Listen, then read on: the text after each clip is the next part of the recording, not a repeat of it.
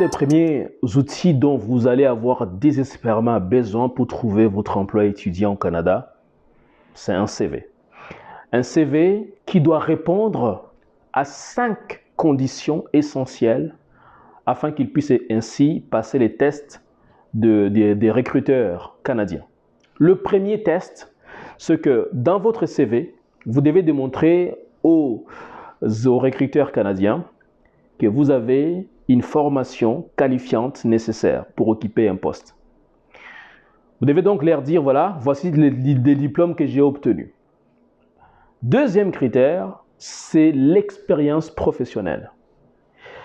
L'expérience professionnelle vaut de l'or au Canada. Il faut qu'ils voient que vous avez de l'expérience. Mais il faut avouer que pour vous qui venez d'arriver, ce sera difficile parce que quand on parle d'expérience professionnelle, ici au Québec en particulier, on fait allusion directement à l'expérience professionnelle québécoise.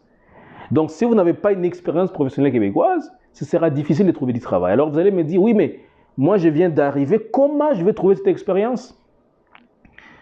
Une des choses qu'on peut vous proposer, c'est dès lors que vous arrivez, c'est d'apprendre à ne pas vous enfermer sur vous-même, à ne pas vous replier sur vous-même, plutôt à vous intégrer dans votre communauté culturelle. Si vous avez une association culturelle, allez vous y intégrer. Demandez à votre responsable de vous confier des tâches, minimes soient-elles, afin que vous puissiez commencer à acquérir de l'expérience dans le cadre du bénévolat.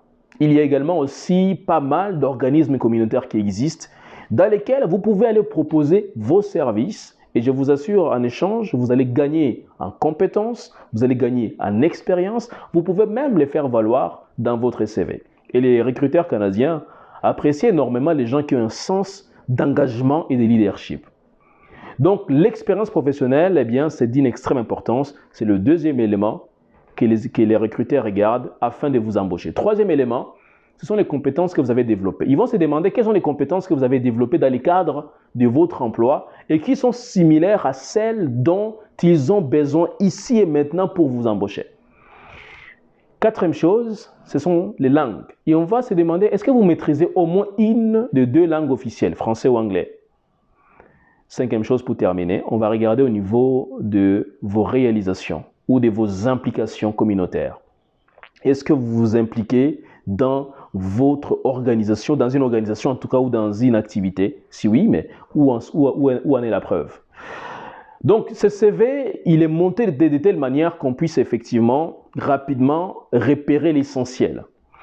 Alors pourquoi 80% des CV vont à la poubelle? C'est simple, c'est parce que, mes amis, les employeurs, s'ils ne trouvent pas ces 5 éléments dont je viens de vous parler, et si, surtout, ils trouvent que sur votre CV, il y a des éléments qu'on appelle des irritants, donc écrire votre date de naissance, votre numéro de permis d'études, écrire votre statut matrimonial, célibataire ou divorcé, je ne sais pas, j'espère que vous n'allez pas écrire ça, ou écrire tout simplement d'autres informations personnelles.